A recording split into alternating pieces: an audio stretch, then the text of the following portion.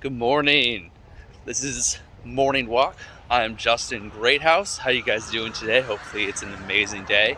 So if this is your first time joining me, this is just me having a little chat with you, talking about some stuff that I've been either learning about or thinking about or on my mind.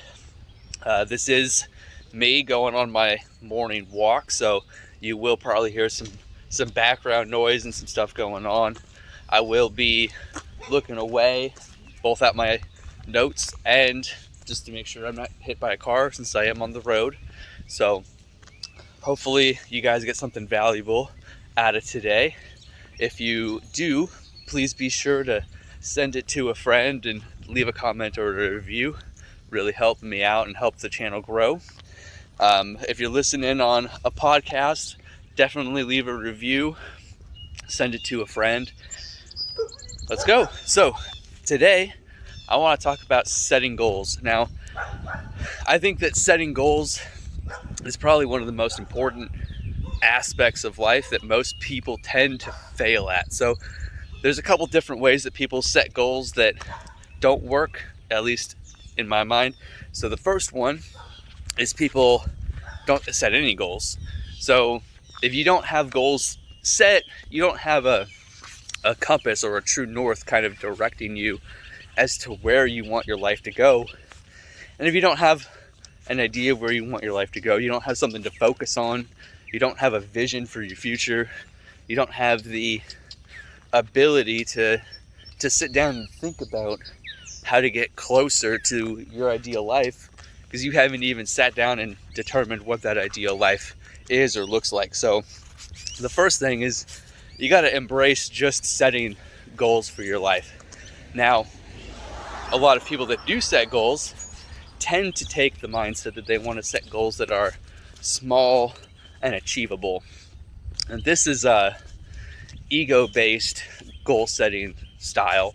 So essentially what that is doing is that's giving you little empowerment moments where, oh, I set a goal of I'm going to exercise for 5 minutes once a week, and then you do it and you're like so happy because you did this little thing and now your goal is complete. Or they set a goal that I want to make $50,000 a year, $60,000 a year, or whatever that number is. But a lot of people set these small goals so that they know they can achieve them, so they won't be disappointed if they don't. Now, I think you have to set big, giant goals that are almost impossible or seem impossible to achieve. And then you have to try and go your hardest to achieve them. But you have to have the mental toughness that if you don't achieve them, you're not going to beat yourself up. You're not going to get depressed. You're not going to, go down a rabbit hole of anxiety, depression, any of those things. You have to know that you set this giant goal that's almost going to be impossible, and that's fine. You don't want to have a goal that's so easy to achieve that you don't have to work hard for it. I like to think of all of my big goals as 10 years out. And even then, I know that some of them are even more than that, and I'm okay with that. If it takes me 20 years, at least I will have achieved that goal. And I make them so big that in order to even get to that goal, I have to take my life in leaps and bounds forward. So that's the way I think that goals need to be put together and set up. But that's just my opinion. Let me get to my notes here.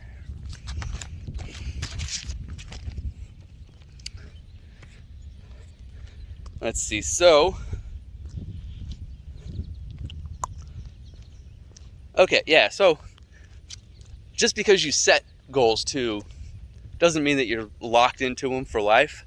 So I want you to think of it this way. So if you were to take 20 minutes, 30 minutes, and really analyze with what you wanted in your life and what you were looking for out of life and everything, and really think about it, write it down, Now you've got your list of goals. Make them bigger. If they're not big enough to inspire and excite you, then they're not big enough. You gotta reevaluate what's gonna make you want to get out of bed early, go through your morning routine, exercise every day, go to work excited. What's gonna make you want to dominate and not just coast through life? So you got to set giant goals and then make them bigger. Now I like to write mine down twice a day, and I used to write them down in a notebook, but I found myself burning through notebooks, and maybe it's the hippie in me, but I was like, I didn't want to keep wasting all that paper. So instead of burning through notebook after notebook, instead what I did was I started typing it out on my computer. That way I've got a track of what I can look back, so I can see what my goals were a year ago, 2 years ago, and I save them a month at a time, so I can go and I can see, June of 2019. So let's see what my big goals are. Now this does a couple of things. One, it lets you look back and see how many of those goals you have actually accomplished from years ago, even though you didn't realize it at the time, because a lot of people don't really understand. But a lot of people don't understand how much they can really get done in a couple of years, how much they can actually accomplish. So being able to look back at what you have accomplished is a big thing. But with that, you can also see how your goals have changed over time. So what you can do is you can look back and say, oh man, when I was 25 years old, my goal and my focus was on making tons of money and being super successful and showing everybody how amazing I am. But now that I'm 35, my goals are be an amazing dad, accomplish these life events, like take my kids to China and climb the Great Wall. You want your life focuses more on the experiences rather than the possessions. And there's nothing wrong with focusing on the possessions. It's just you want to be able to see how your mindset's changed over the years. And there's no right or wrong. You can be focused and motivated by possessions and cool cars and nice houses. You can be motivated by traveling and seeing the world. You can be motivated by any of those types of experiences, and really being able to just enjoy life and be motivated by what motivates you. Don't let other people dictate what is a good and what's a bad motivation for yourself. So you got to be able to determine what you truly want. And a good example of this is, for a long time, my big goal list was I drive a McLaren and I have a 8,000 square foot house and I have all these things and all this stuff and a yacht and whatnot. And then I was reading, I think it was the 4-Hour Workweek, but I was reading about why do you want all these big possessions that have a lot of maintenance, for one, but they take up a lot of space, they take up a lot of money, they take up a lot of expense. So why do you want these things? And a lot of it has to do with what society tells you that you want. So for me, that was a motivation when I was younger.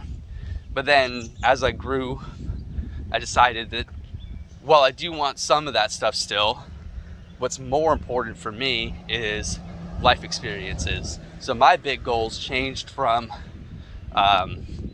owning a yacht and owning a private jet to hiking every national park in the United States, summiting 20 mountains that are over 12,000 feet. Things like that, where it's about experiences. I want to see 100 countries.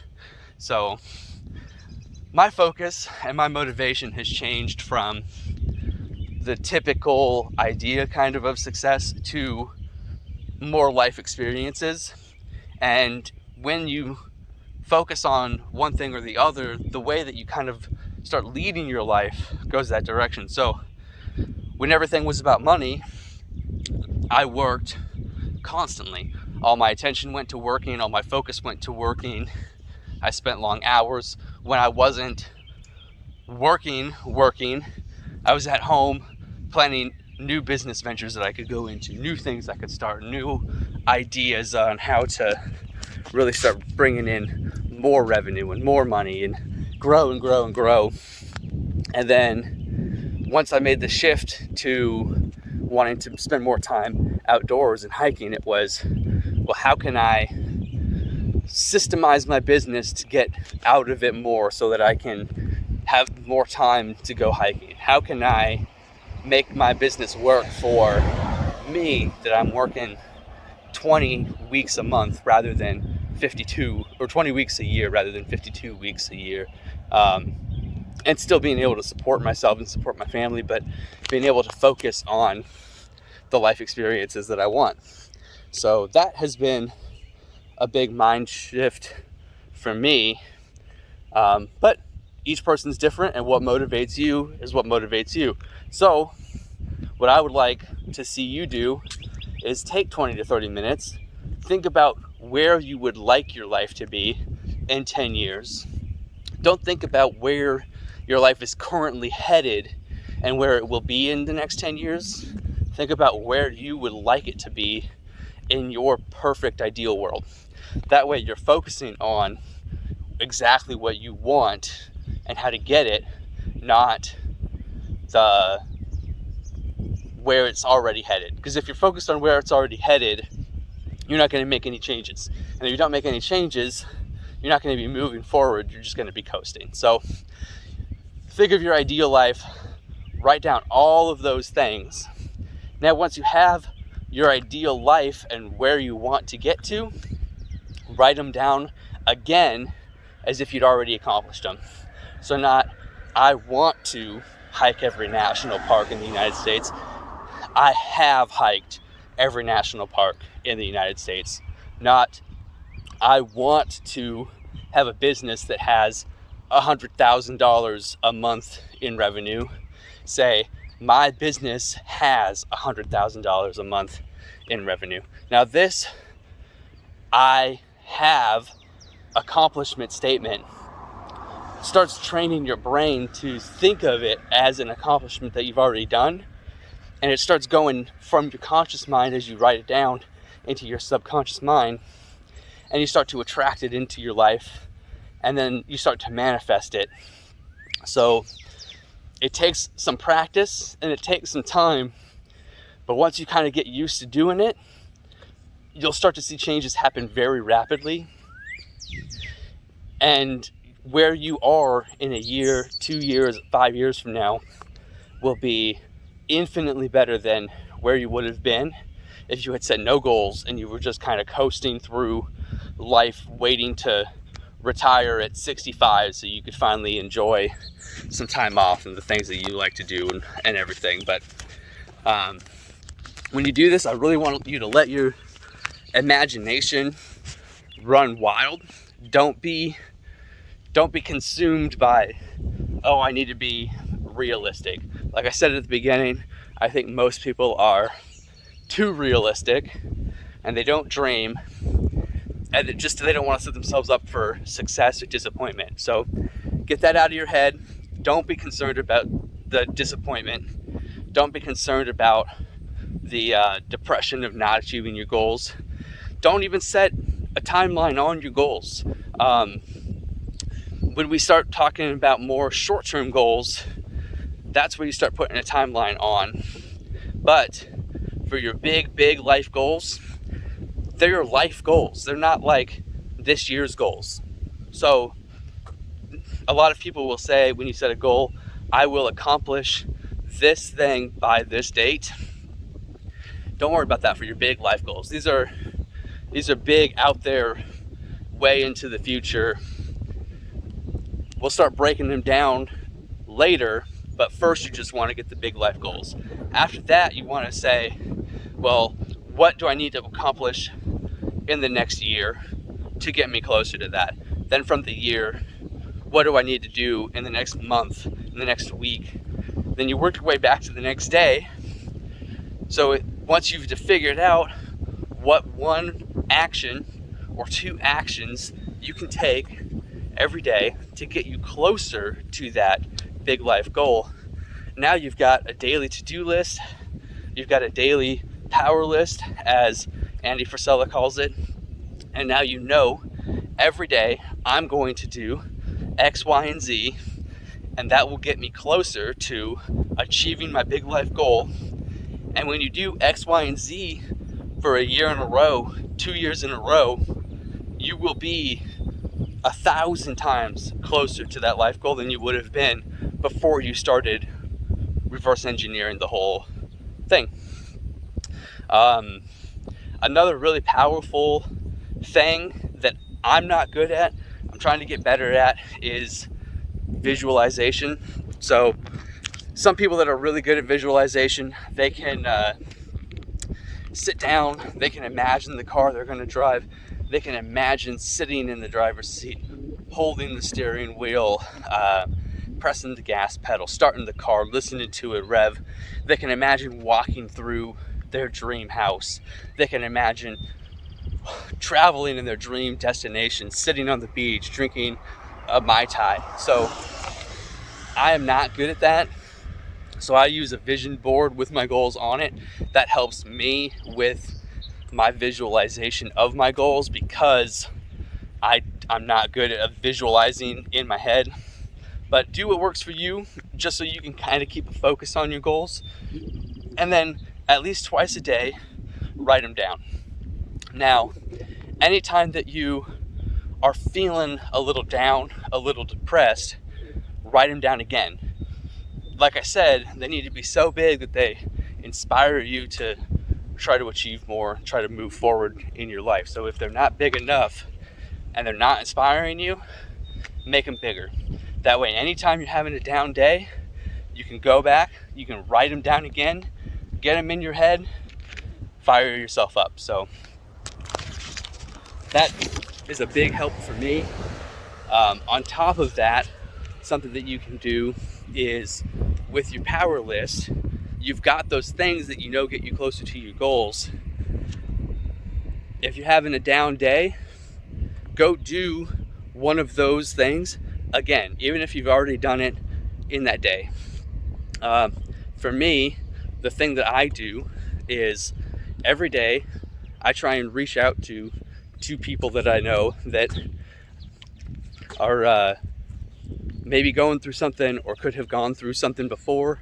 And I just talk to them for 20, 30 minutes about how their day is going, what's going on in their life, what struggles they had in the past, how they overcame them. And it helps me learn more techniques about improving my own mental health. And it gives me more techniques that I can then talk to other people about improving their mental health. And maybe that person that I talk to is going through a rough time and they need help with something. And now I'm there and I'm talking to them and I'm on the phone. So I do that with at least 2 people a day.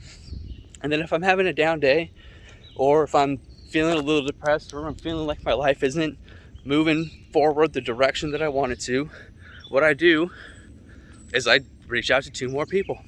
So that always, for me, resets my mind and gets me going back the same direction where I wanted to be going. It makes me feel like I'm making forward progress, both on my personal level and in a business level. So that's really it for me and my big goals. So I would love to hear what some of your big goals are. So either comment below, send me a message, post them somewhere, and just let me know what your big goals are, what you want to achieve in life, and where you're headed. Yeah, so thank you for walking with me. I've still got a little bit of my walk left, but it's been a good time. The day is beautiful today, as you can see, gorgeous out. So always a good time not to be walking in the rain or anything, but you do what you got to do. If you really got some good information out of this, or you enjoyed my video, please be sure to share it. Let me know what you thought. Leave a review. If you listened on a podcast, be sure to leave a review on there and let your friends know about it. If you'd like to connect with me, you can find me on Instagram or Facebook, Justin Greathouse. I also am the founder of Service First Retreats, so you can find me with them on Facebook and Instagram as well. I also have a Facebook group that if you'd love to connect, I'm in there all the time. It's called Getting Outdoors for my mental health. If you find me, you'll probably find the group. If you find the group, you'll definitely find me. Either way, I hope you have an amazing day. I hope you have the opportunity to get outside today and enjoy whatever nature you have around you, even if it's not much. Have a good one.